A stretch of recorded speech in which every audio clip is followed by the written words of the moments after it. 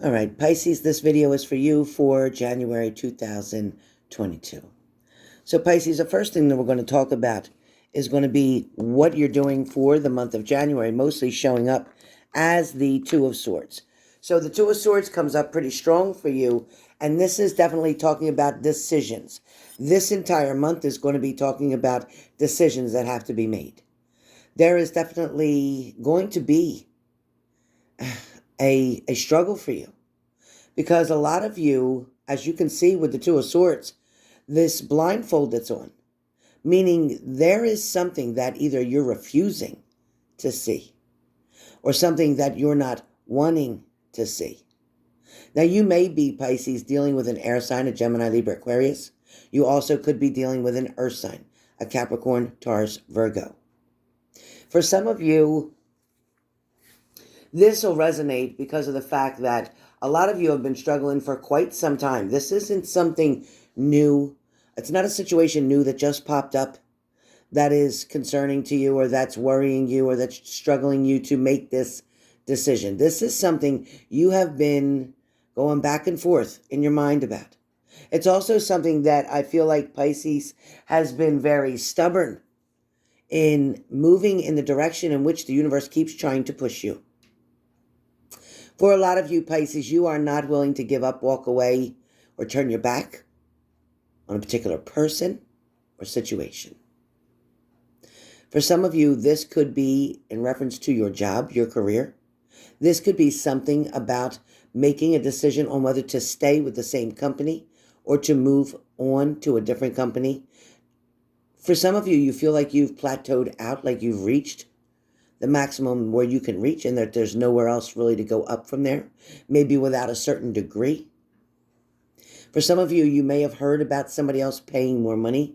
Therefore, you're wanting to try to go over to that company. For a lot of you, this also could be in love, this relationship.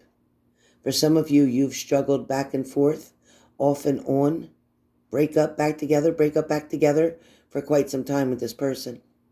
A lot of you have kind of lost who you are on this journey. Some of you may have even decided to give up to a certain degree, to give up. I'm trying to make it so that it doesn't, like, the face isn't lighting up there. So some of you, again, with this blindfold, you're kind of peeking out. You're like taking a peek. You kind of like want to know, you kind of like want to know what's going on, but at the same time, you really don't.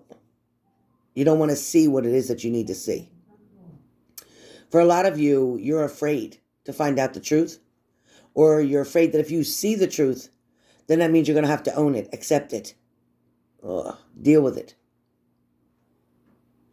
A lot of Pisces have been kind of let down in the past, which is why this particular situation, this particular relationship, for those of you that it's resonating for love, this particular relationship is like the closest that you've ever come to having that commitment, to having that happy ever after kind of thing.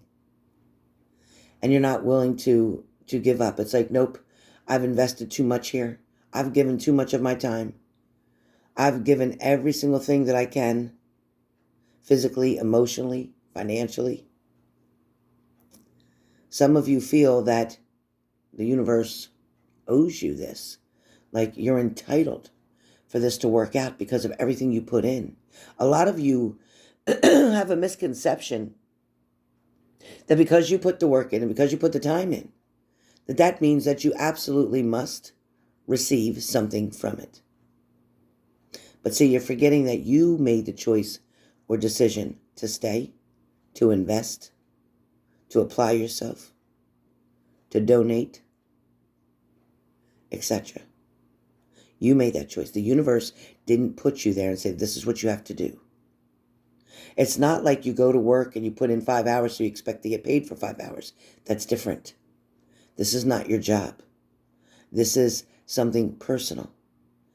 You've decided that you wanted to match up with this person. You wanted to be out with this person. You wanted to be in a relationship with this person. You chose to stay in it even when you saw the red flags that you chose to ignore. Yes, let's take accountability. You saw the red flags that you chose to ignore. You figured if you ignored them, they'd go away. You figured, well, maybe they'll stop. Well, maybe this will work out. Well, maybe it's not what I thought it was. You convinced yourself of so many things. You tend to do that, right? And at the same time, you convince yourself that you're so desperately in love with this person. For some of you, you may be. For others of you, you are in love with the thought of being in love. And there's a big difference there. A lot of you are saying, well, how do I differentiate between the two? How do I know if I'm just in love with the thought of being in love or if I'm actually really in love with this person, even though, yes, they've done me wrong, even though, yes, they've shortchanged me in a lot of ways? How do I know the difference? You have to really get some clarity about why you feel you're in love with this person. How long have you actually been in love with this person? Was it from day one? There's your first clue. Was it from the first date? There's your second clue. Was it right after your first time you had sex? There's your third clue. See, your partner, and a lot of men, don't attach feelings just because they have intercourse or intimacy with you. They don't attach their feelings to it the way women do. They see it completely different. There's going to be an opportunity here for things to begin to change up, so to speak. I want you to understand that, yes, you have the Two of Swords. Yes, you have decisions to make, but somebody's going to keep hanging around. They're not leaving. They're not going anywhere anytime soon. Somebody is definitely wanting to get your attention, but at the same time, a lot of you with that decision that you have to make are still feeling quite trapped. Like you don't have any other options. Like you have no way to get out of it. Like you can't support yourself. You depend on them for their income. They take care of you. Because you're choosing not to go out to make the money that you can to support yourself. A lot of you have begun to isolate a lot.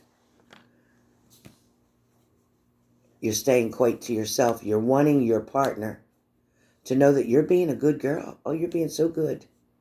You're not doing anything wrong. You're not dating other people. You're not going out. You're not trying to do anything to make them jealous or make them worry. You're wanting them to know that no matter what they do and who they're seeing, you're being faithful to them. You're still being faithful to them. It's like, yep, when they come back, I can honestly say, I didn't cheat. I didn't go out with anybody else. I waited for you. Because you're that important to me. I waited for you.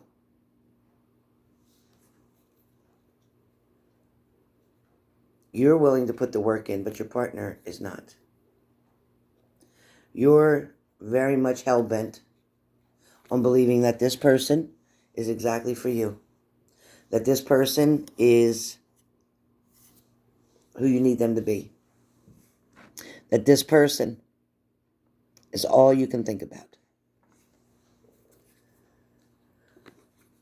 For some of you, there's a new wave coming in, so to speak. When I talk about a new wave, it's like, you know what? You may decide to throw out the old ways. You may decide to throw out the old ways and try to get some fresh water, so to speak. Get some fresh ideas. Get something new. Take yourself on a different level. For some of you, it's about maybe turning your back on the whole situation. You might just decide to do that. You might just decide to get the hell out of Dodge and say, you know what? I'm not doing this anymore. I'm tired. I'm tired. I can't keep doing it. Buttons, leave that paw alone. For some of you, there's messages that are coming in so quick. There's going to be somebody who's going to try to stop you as you're leaving. There's going to be somebody who's going to try to get you to stay, get you to keep trying.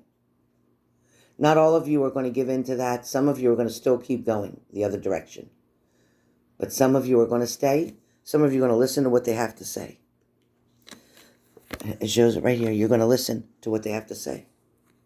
For some of you, this is all you can think of is this relationship, this partnership, and making it work. And for some of you, things are going to change for the better. It's going to be an overwhelming amount of abundance, happiness, joy. There's definitely somebody here that's in need of a hug. Somebody that's wanting some attention. And again, you have the Ace of Swords. So somebody is definitely going to have the opportunity for new growth, a new beginning.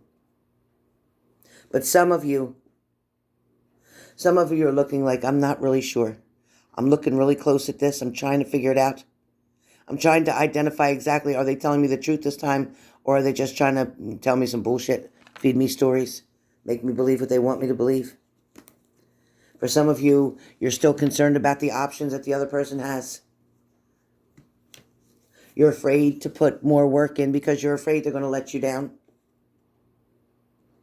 For some of you, you're asking your higher power to help you, to give you a nudge in the right direction. You're asking the universe to show you what to do next. For some of you, you're waiting for the opportunity for them to come around so that you can speak to them.